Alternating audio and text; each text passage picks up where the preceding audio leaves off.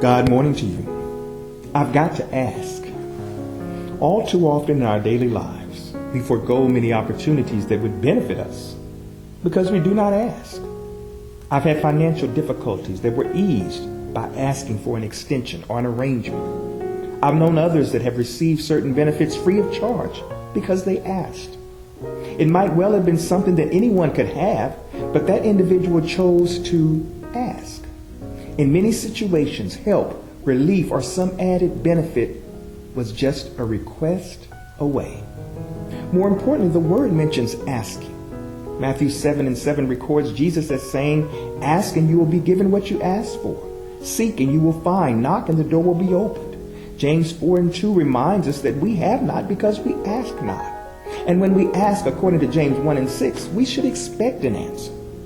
In Scripture, many blessings came because someone asked, "Would you, could you, will you, may I have, please, might I, Lord?" And they did so believing for an answer, though in some cases struggling with admitted unbelief. Asking.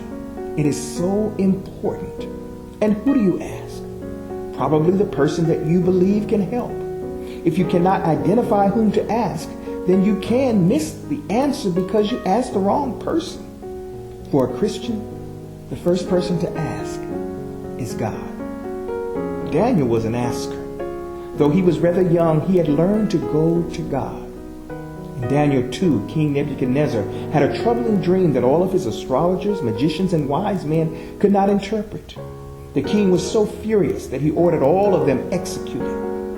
Now Daniel was in that number, though he was not present when the decree went out. When Arioch, the guard, came to get Daniel and his friends, Daniel asked Arioch why the king was so angry. When it was made known to him, Daniel asked to see the king. Daniel asked the king for more time. Again, having received what he asked, Daniel went to get the problem solved. He got together with his friends Shadrach, Meshach, and Abednego so that together they could ask God.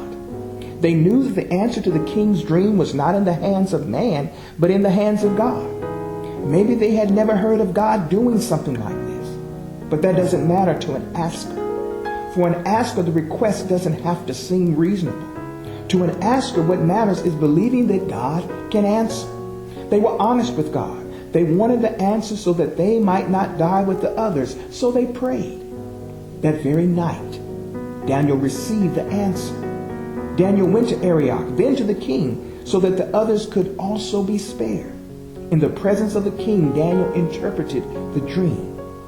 It all came to pass because Daniel had to ask.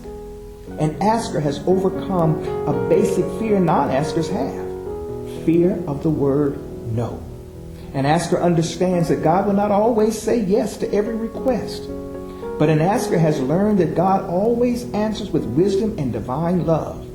In fact, when you really get to know God, you understand that his wisdom, grace, mercy, and love can be trusted no matter what. Therefore, a no does not make an asker ask any less. The foundation of his belief is that no other help he knows, so he's got to ask. An asker doesn't ask just to be saying words to God.